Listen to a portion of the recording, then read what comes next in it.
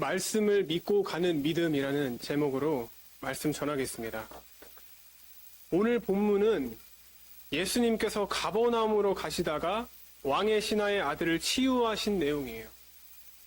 이 표적은 예수님께서 갈릴리로 오셔서 두 번째로 행하신 표적으로 믿음을 주기 위한 그러한 이적입니다. 예수님께서는 믿음이 없는 자에게는 믿음이 생기게 하세요. 그리고 믿음이 있는 자에게는 더 큰 믿음을 허락하여 주십니다. 그러기 위해서 이적을 행하세요. 하나님께서는. 특별히 왕의 신하를 통해서 이적을 행하셨다는 것, 이 내용을 한번 주목해 보시길 바랍니다. 예수님은 어느 한편의 사람들을 위한 분이 아니에요. 예수님을 가난한 자와 병든 자, 세리와 죄인의 친구라고는 했습니다만 사실 주님은 세상적으로 낮은 사람들 뿐만이 아니라 지위가 있는 사람들을 만나기도 하셨어요. 그리고 그들을 위해 놀라운 이적을 베풀기도 하십니다.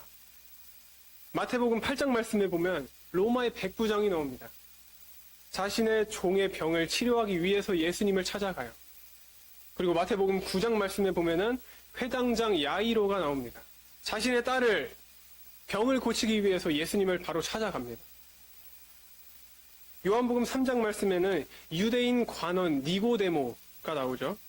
또한 예수님을 찾아가요. 자기의 힘듦으로 인해. 이들의 공통점은 뭘까요? 뭘 것 같으세요? 이들의 공통점은? 로마의 백부장이 있고 회당장이 있고 그 다음에 유대인 관원이 있습니다. 공통점이 뭐죠? 지위가 높다는 거예요. 맞아요. 지위와 명예, 모든 권력을 다 함께 쥐어지고 있는 그런 위치에 가지고 있는 사람들입니다. 그래서 이 내용을 통해서 주님은 모든 사람들의 그리스도가 되신다는 것을 말씀해 주고 계시는 거예요. 사람들이 주님 앞에 나오는 것을 보면은 뭐가 있기 때문에 하나님을 찾아가죠? 뭐가 있기 때문에? 기적도 맞아요. 그게 기적도 맞고 삶의 고난, 역경, 십자가가 있어야 사람들은 하나님을 찾아갑니다. 문제가 있기 때문에 하나님을 찾아가요. 그런데 아무리 지위가 높고 명예와 권력이 있는 사람도 영적인 갈급함이 있다는 것입니다. 영적인 갈급함.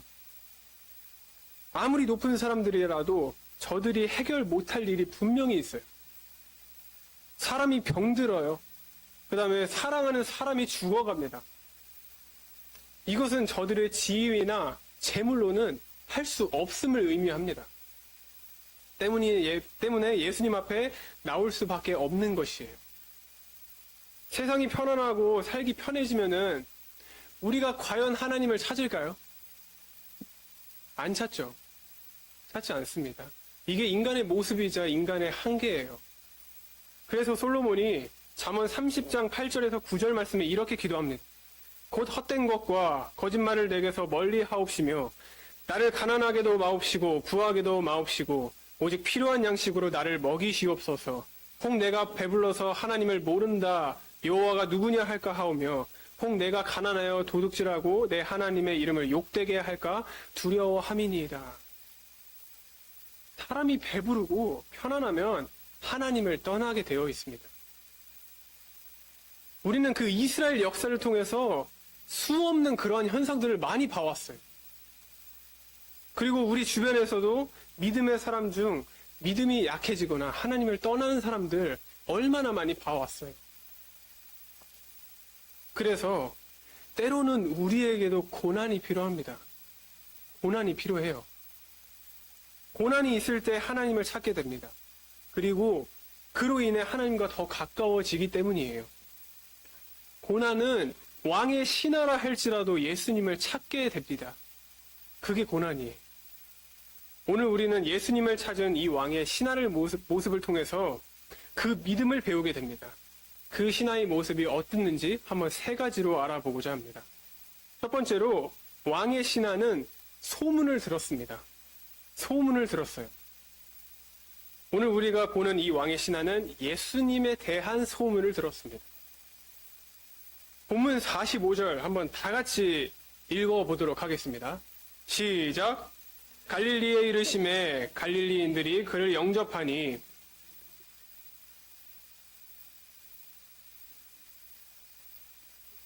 왔음이더라. 아멘. 그 45절에 보면은 갈릴리 사람들 중 명절에 예루살렘에 갔다가 예수님께서 행하신 일을 본 사람들이 있었다는 거예요. 그들이 예수님에 대한 소문을 낸 것입니다. 이 소문을 왕의 신하가 들었어요. 그가 들었다는 것, 이게 포인트입니다. 이것이 중요한 내용이에요. 믿음은 들음에서 난다고 했잖아요. 들음에서 난다고 했습니다. 따라서 소문은 필요합니다. 우리가 은혜를 받았거나 어떠한 능력을 힘입었으면 소문을 낼 줄 알아야 돼요. 병을 잘 고치는 의사가 있으면 그 의사가 속해 있는 병원 홍보해 줄 수 있어야 되죠. 왜? 그래야 사람들이 듣고 함께 고침을 받고 유익을 얻기 때문이에요. 소문이 없으면 아무리 좋은 것도 없어지기 마련입니다. 없어지기 마련이에요. 그래서 소문이 필요합니다. 그런데 아무리 좋은 소문도 듣고 무시해버리면 그만이에요. 듣고 무시해버리면 그만입니다. 제가 언제 한번 청년사역 관련해서 교육 세미나를 들으러 간 적이 있어요. 근데 교육을 다 마치고 나서 질문 타임이 있었습니다. Q&A 시간이 있었는데 제가 이렇게 질문을 한 적이 있어요. 목사님, 새신자가 만약에 우리 교회에 와서 제 말씀을 듣고 이해가 안 되고 그로 인해서 하나님을 더욱더 배척하고 외면하고 교회를 떠나게 되면은 그거 어떡할까요? 좀 두려운 내용이긴 한데 어떻게 해야 할까요? 저는 살짝 벌어지지도 않는 일에 대한 그런 미래를 좀 걱정하는 타입이어가지고 그런 질문들을 한번 해봤습니다. 그런데 그 목사님께서 이렇게 말씀해 주셨어요.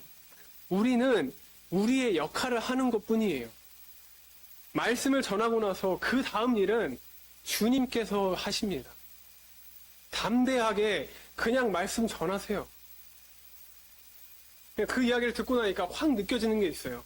뭘 느꼈냐면 저는 저의 말과 전도함이 그런 설득력 있는 지혜의 말로 전하려고 했었던 거예요. 그냥 세상적인 가치, 그냥 인간적인 말, 그냥 논리적으로 이러쿵저러쿵 해가지고 사람들한테 이해시키려고 하는 그런 논리적인 생각만 가지고 사람들한테 접근하려고 했었던 거예요. 그런데 주님께서 저의 이 고민을 고린도전서 2장 4절에서 5절로 응답을 해주셨습니다. 내 말과 내 전도함이 설득력 있는 지혜의 말로 하지 아니하고 다만 성령의 나타나심과 능력으로 하여 너희 믿음이 사람의 지혜에 있지 아니하고 다만 하나님의 능력에 있게 하려 하였노라. 네. 제가 저번 금요 예배 때 설명드린 적이 있습니다. 진정으로 그리스도의 복음과 사랑을 전하게 되면 하나님께서 그 사람에게 들어와 주셔서 그 사람의 마음을 움직여 주신다고요. 근데 어떻게 복음을 전한다고 했죠? 진정으로 복음을 전했을 때. 예수님께서 행하신 일에 대한 소문을 들었어요. 그런데 이렇게 말합니다. 아니, 어떻게 그런 일이 있을 수 있어? 다 거짓 소문이야. 다 거짓 소문이야. 그렇게 무시해버리면 거기까지예요. 복음을 들었는데도 그렇게 얘기를 하고 끝내버리면은 정말 거기까지입니다. 그런데 이 왕의 신하는 예수님의 소문을 듣고 무시하지 않았어요. 왕의 신하예요. 왕의 신하. 세상적으로 봤을 때도 권력이 쥐어지고 있고요. 지위와 명예가 있어요. 그냥 세상 편하게 살 수 있는, 떵떵거리면서 살 수 있는 그런 위치에 있는데도 불구하고 무시하지 않고 주님 앞으로 나아갑니다. 믿음이 있었기 때문이에요. 사랑하는 예배자 여러분, 들을 수 있는 귀를 가졌음에 감사하시길 바랍니다. 더 나아가서 이 말은 단순히 귀에 개념을 넣어서서 하나님의 말씀을 듣고자 하는 마음 자체를 가진 것, 거기서부터 감사해야 한다는 의미예요. 마음 자체를 가지고 있는 것에서부터. 이렇게 교회에 오는 거 결코 쉬운 일이 아니에요. 지금 저희 교회가 그렇게 큰 교회인가요? 아니에요. 규모 있는 교회 아니에요. 누구는 이렇게 말합니다. 배울 점 있는 교회? 아유, 아닌 것 같아. 유익이 과연 있을까? 그것도 좀 아닌 것 같아. 여기서 뭐 하나? 그런데 그렇게 생각할 수 있음에도 불구하고 이 작은 교회에 와서 주의 말씀을 듣습니다. 주의 말씀을 들어요. 우리 예배자분들이 바로 이러한 사람들입니다. 설교자로서 강단에 서 있는 우리 담임 목사님과 부목사님께서 우리 성도님들을 보시면 얼마나 행복해 하시겠어요. 하물며 하나님께서는 얼마나 기뻐하시겠어요. 아직 너무나 부족한데도 제가 하는 설교 들으러 와주시는 우리 예배자분들을 생각하면 저도 너무나 행복하죠. 그리고 더 겸손해질 수밖에 없어요. 그리고 점점 더 말씀 앞에 바로 서려고 발버둥 칠 수밖에 없어요. 저도. 오히려 예배자분들 덕분에 저도 은혜를 받는 경우가 정말 많습니다. 하물며 저도 이런 감정을 느끼는데 하나님께서는 얼마나 우리 예배자분들을 한 명 한 명을 기쁘게 받으시겠어요. 마음이 완악한 사람, 교만한 사람은요, 듣지를 못합니다. 듣지를 못해요. 듣지 못하기에 은혜가 없고, 은혜가 없기에 믿음이 자랄 수가 없는 것이에요. 그러나 내가 주님의 말씀을 늘 들으려고 감사하고 순종한다고 하면은 그것이야말로 복된 삶 아닐까요? 이처럼 주님의 말씀을 들을 수 있는 귀, 그리고 그 마음을 가져서 더 주의 말씀을 듣고 그 말씀대로 행하려고 노력하고 몸부림쳐서 주님께 인정받을 수 있는 그러한 복된 여러분들 되시기를 간절히 소망합니다. 두 번째로 왕의 신하는요, 자기 신분을 극복했어요. 자기 신분을 극복했습니다. 만약에 이 신하가 자신의 높은 지위와 명예를 생각했다면은 예수님 앞에 나오지 못했을 것이에요. 만약 그것이 걸렸다면은 니고데모와 같이 밤중에 몰래 예수님을 찾아다녔을 것입니다. 그러나 그는 직접 예수님 앞에 나왔습니다. 직접 예수님 앞에 나왔어요. 자신의 신분, 자신의 체면, 그것이 중요하지 않았다는 것을 알았다는 것이에요. 깨달았다는 것입니다. 자기를 낮추고 자기를 부정할 수 있는 사람이 하나님을 만날 수가 있어요. 자기 자신을 내려놓을 줄 아는 사람만이 하나님을 만날 수가 있습니다. 그러한 사람만이 하나님의 은혜와 능력을 힘입을 수 있는 것이에요. 누구는 이렇게 말합니다. 아, 내가 누군데, 내가 어떤 사람인데, 내가 교회에서 이런 봉사하고 섬기고, 식당 봉사하고, 성가대 섬기고, 찬양팀하고, 내가 전도사고, 목사고, 집사고, 권사고, 내가 이런 사람이야. 내가 어떠한 지위와 명예를 가지고 있는 사람인데. 그런데 이렇게 고백하는 사람들은, 그런 의식을 가지고 있는 사람들은 하나님의 은혜와 능력을 과연 체험할 수가 있을까요? 없습니다. 체험할 수가 없어요. 하나님은 교만한 자를 물리치시고 겸손한 자에게 은혜를 베푸시기를 원하시는 분이십니다. 주님이 기뻐하시는 겸손한 삶을 살아낼 수 있는 우리 귀한 여러분들 될 수 있기를 주님의 이름으로 간절히 소망합니다. 마지막으로 세 번째로 왕의 신하는 예수님의 말씀을 믿고 갔습니다. 믿고 갔어요. 이것은 참으로 대단한 믿음입니다. 예수님을 만날 때 사람의 믿음은 이렇게 커지게 되어 있어요. 사실 이 신하의 믿음은 처음에는 온전한 믿음이 아니었어요. 온전한 믿음이 아니었습니다. 그냥 처음에는 소문을 듣고 끝내는 정도였어요. 끝내는 정도. 사실 그것도 자기 아들을 고쳐야 한다는 절박함에서 나온 그러한 믿음이에요. 그래서 그의 모습을 보면 처음에는 이렇게 예수님께 부탁합니다. 49절 말씀에 이렇게 나오죠. 주여, 내 아이가 죽기 전에 내려오소서. 이 간청에서 우리는 이 사람이 얼마나 지금 조급하고 자기 중심적으로 간청하고 있음을 볼 수 있습니다. 자기 중심적으로. 믿음이 뭘까요? 믿음이 과연 자기 중심적이 되어야 할까요? 아니죠. 바로 하나님 중심이어야 됩니다. 하나님 중심이어야 돼요. 하나님께서 살리시면 사는 것이고요. 하나님께서 걷어가시면은 걷어가시는 거예요. 내 주여 뜻대로 행하시옵소서. 살든지 죽든지 뜻대로 하여 주시옵소서. 이것을 온전히 고백하고 아멘할 수 있는 것이 참된 믿음의 생활이에요. 그런데 왕의 신하는 뭐라고 하죠? 죽기 전에 와야 한다고 말하잖아요. 죽기 전에 와야 한다고. 주님, 전 분명히 말했습니다. 죽으면 다 끝이에요. 그러면 하나님도 뭐도 없고 그냥 제 인생 그냥 막 살겠습니다. 그러니까 빨리 내려와 주세요. 저 살려주세요. 얼마나 자기 중심적 고백이에요. 이것을 우리는 회당장 야이로의 딸을 살리는 사건을 통해서도 볼 수가 있습니다. 야이로가 자기 딸이 병들어 죽어갈 때 예수님께 간청을 하죠. 근데 주님께서 그의 집으로 가시다가 혈류병 여인으로 인해 조금 지체됩니다. 그때 야이로의 종이 올라와서 딸이 죽었다고 보고를 해요. 그리고는 말합니다.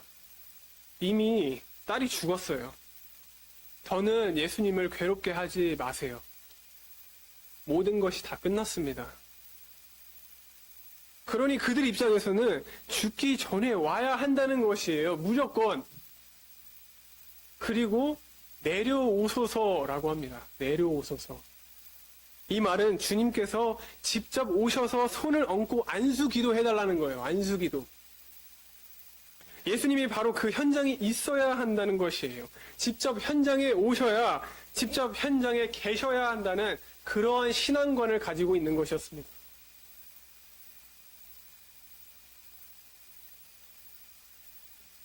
최근에 한 2주 정도 된 것 같아요. 이제 정길성 권사님께서 병원에 입원하셨어요. 네. 집에서 이제 생활하시다가 넘어지셔가지고 이 다리 쪽이 많이 안 좋아하시더라고요.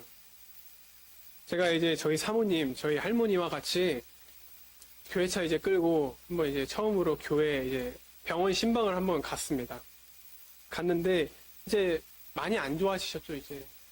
많이도 이제 말라지셨고 살 쭉 빼주셨고 이제 하는데 그래도 이야기는 또 하시더라고요. 이야기 경청해드리고 그리고 마무리로 이제 기도를 해드리고 나왔습니다. 그런데 현장에 가서 이렇게 기도해주는 거 너무나 중요하죠. 관계적인 차원에서도 너무나 좋고 목회자의 역할적인 면에서도 아픔의 현장을 방문하는 거 그것도 무조건 필요합니다. 필요하지만은 그러나 부득이하게 갈 수 없는 상황도 분명히 있어요. 그럴 때는 있는 곳에서 기도해 줄 수 있습니다. 있는 곳에서. 주님을 진정으로 믿는다면 이제 온전히 그분께 맡겨드리는 그러한 담대한 믿음이 우리에게 필요한 것이에요. 그분이 어디 계시든 상관없습니다. 말씀만 하시면 됩니다. 말씀만 하시면 돼요. 그분의 권세와 능력을 믿기에 말씀으로도 충분합니다. 이것이 우리가 가져야 할 믿음의 자세이지 않나 싶습니다. 백부장이 예수님께 자기의 종을 위하여 나와 간청을 합니다. 누가복음 7장 6절에서 8절 말씀에 이렇게 고백합니다. 주여 수고하시지 마옵소서. 내 집에 들어오심을 나는 감당하지 못하겠나이다. 그러므로 내가 주께 나아가기도 감당하지 못할 줄을 알았나이다. 말씀만 하사 내 하인을 낳게 하소서. 나도 남의 스와에 든 사람이요 내 아래에도 병사가 있으니 이더러 가라 하면 가고 저더러 오라 하면 오고 내 종더러 이것을 하라 하면 하나이다. 그 말 듣고 예수님께서 어떤 반응을 보이셨을까요? 어떤 말씀을 해주셨을까요? 그 다음 절 바로 9절 말씀에 이렇게 고백합니다. 예수께서 들으시고 그를 놀랍게 여겨 돌이키사 따르는 무리에게 이르시되 내가 너에게 이르노니 이스라엘 중에서도 이만한 믿음은 만나보지 못하였노라 하시더라. 제가 어느 단어에 지금 포인트를 줬죠? 어떤 믿음이라고 했죠? 이만한 믿음. 이만한 믿음이라고 했습니다. 이렇게 큰 믿음을 보지 못했다는 거예요. 말씀을 믿는 믿음, 말씀대로, 기도대로 될 것이라는 믿는 그 믿음이 참된 믿음이에요. 그리고 우리가 바라봐야 할 그런 참된 믿음입니다. 왕의 신하는 이제 그 믿음으로 나아갑니다. 하인이 보고하는 것을 들은 주님께서 그에게 이렇게 말씀하십니다. 50절 말씀이 이렇게 나오죠. 가라, 내 아들이 살아있다. 하인이 분명 죽었다고 했어요. 끝이 났어요. 끝이 난 상태예요. 그런데 예수님께서 살았으니 내려가라고 하십니다. 사랑하는 아들에 대한 생사의 문제예요. 누구는 죽었다고 합니다. 누구는 살았다고 해요. 어느 쪽의 말을 믿어야 할까요? 어느 쪽의 말을? 하인은 확실히 죽은 것을 보고 왔다고 합니다. 그러나 예수님은 죽은 아들을 보지 못했어요. 객관적이지가 않아요. 그럼에도 불구하고 왕의 신하는 주님의 말씀을 믿고 집으로 돌아갑니다. 믿고 집으로 돌아가요. 50절 말씀 이어서 이렇게 말합니다. 그 사람이 예수께서 하신 말씀을 믿고 가더니, 믿고 갔다고 하잖아요. 이 신하는 믿음의 사람입니다. 예수님으로 인해 믿음이 커졌기 때문이에요. 이렇듯 믿음은 역사를 체험하게 됩니다. 역사를 체험하게 돼요. 담임 목사님께서 종종 하시는 말씀이 있죠. 기독교는 체험의 종교이다. 그런 말씀을 하십니다. 맞는 소리예요. 왕의 신하가 믿고 내려갈 때 다시 그의 종들을 만납니다. 아들이 살았다는 보고예요. 그 보고를 듣고 시간을 물었을 때 7시라고 합니다. 제7시라고 해요. 바로 예수님께서 내 아들이 살았다고 말씀하셨던 바로 그 순간이에요. 바로 그 순간. 왕의 신하에게는 예수님이 말씀하신 순간과 아들이 실제로 낳은 순간이 딱 맞아 떨어집니다. 그런데 여기서 재밌는 거는 왕의 신하는 그 순간을 보지 못했다는 것이에요. 그 순간을 보지 못했다는 것입니다. 그는 예수님이 말씀하셨을 때 아들이 낳았는지 확인하지 못한 상태였어요. 그리고 나중에 확인해 보니까, 내가 예수님의 말씀을 믿었던 그 순간 하나님께서 이미 일하고 계셨구나. 다시 한번요. 내가 하나님의 말씀을 믿었던 그 순간 하나님께서 이미 일하고 계셨던 거구나. 그거를 알게 된 거예요. 이게 요한복음 4장에서의 핵심 메시지라고 저는 생각을 합니다. 믿음은 내가 하나님의 일을 확인한 다음에 믿는 것이 아니라 하나님의 말씀을 붙들고 걸어가는 것이에요. 그것이 믿음입니다. 그 걸어가는 여정이 바로 믿음이에요. 믿음이 하나님의 역사를 체험하게 됩니다. 더 나아가서 그 믿음이 나의 믿음이 아니라 부모의 믿음이라 할지라도 간절한 믿음, 온전한 믿음은 하나님의 은혜와 능력을 체험하게 됩니다. 사실 신하의 아들이 뭘 알겠어요? 아무것도 모르는 상태겠죠. 오직 아버지의 믿음 덕분이에요. 그 아버지의 믿음 덕분에 자신이 살 수 있게 된 것입니다. 저희 엄마가 가끔 가다가 제가 이제 태어나서 인큐베이터에 있었던 이야기를 좀 많이 합니다. 가끔 가다가요. 근데 그 시절을 많이 말씀해 주시곤 하는데 요즘에는 안 그래요. 근데 이제 몇 달 전에 이야기해 주셨습니다. 금요일에 끝나고 교회 차량 이제 운행하면서 또 저에게 그 이야기를 말씀하시는 거예요. 뭐 이제 신생아 황달 치수가 10이 넘을 경우에 너무 심각하다고 해요. 근데 저는 30이 넘었다고 해요. 30이 넘었다고.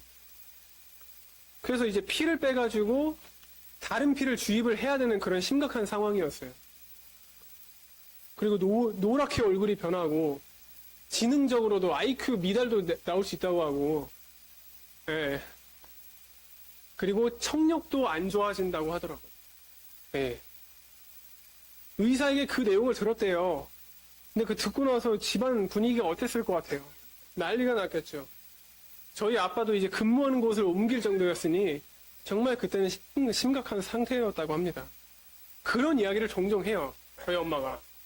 근데 이번에는 엄마께서 그 이야기를 하시고 나서 또 다른 이야기를 하십니다.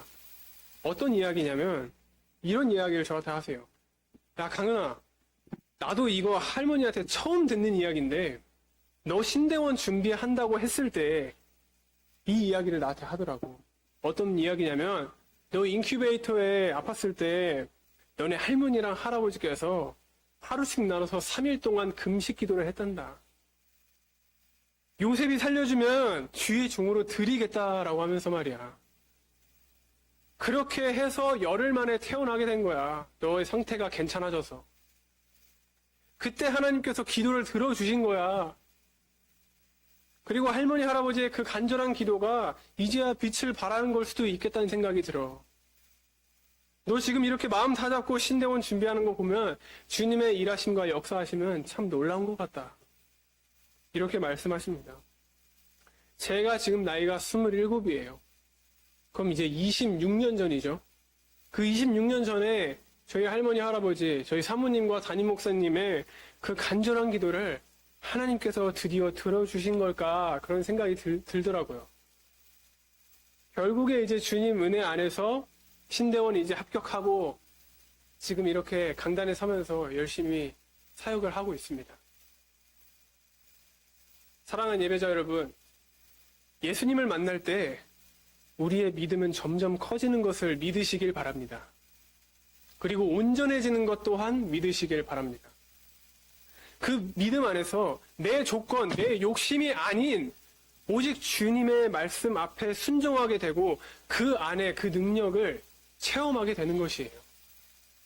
그리고 내 믿음이 온전할 때 나뿐만이 아니라 내가 기도하고 내가 사랑하는 사람을 통해 하나님의 역사는 분명 나타나게 될 줄 믿으시길 바랍니다. 마지막으로 저를 포함해서 우리 예배자 여러분들께 질문 하나 드리고 말씀 마치도록 하겠습니다. 저를 포함해서 예배자 여러분들의 믿음은 어떠하신가요? 자기 중심적인 믿음인가요? 아니면 하나님 중심적인 믿음인가요? 하나님 중심으로 바로 서시길 소원합니다. 그렇게 했을 때 그 믿음이 역사를 이루게 될 줄 믿으시길 간절히 소망합니다. 우리 다 같이 찬양 드리겠습니다.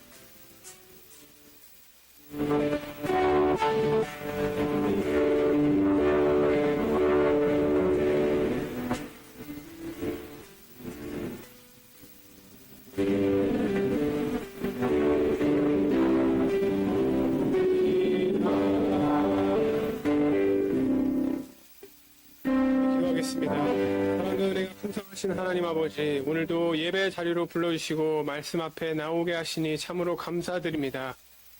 우리의 생각과 마음을 주님께 향하게 하시고 형식이 아닌 하나님의 뜻을 깨닫게 하여 주시옵소서. 말씀을 통해 참된 안식이 오직 주님 안에 있음을 배우게 하시고 정죄보다 긍휼을, 자기 의보다 예수님의 마음을 닮아가는 그러한 믿음을 허락하여 주시옵소서.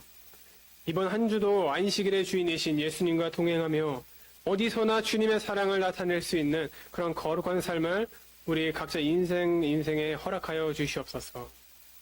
감사를 드리오며 예수님의 이름으로 간절히 기도드립니다. 아멘. 우리 다 같이 주기도문으로 주일 예배 마치도록 하겠습니다. 하늘에 계신 우리 아버지여, 이름이 거룩히 여김을 받으시오며 나라가 임하시오며 뜻이 하늘에서 이루어진 것 같이 땅에서도 이루어지이다. 오늘 우리에게 일용할 양식을 주시옵고 우리가 우리에게 죄 지은 자를 사하여 준 것 같이 우리의 죄를 사하여 주시옵고 우리를 시험에 들게 하지 마시옵고 다만 악에서 구하시옵소서. 대개 나라와 권세와 영광이 아버지께 영원히 있사옵나이다. 아멘.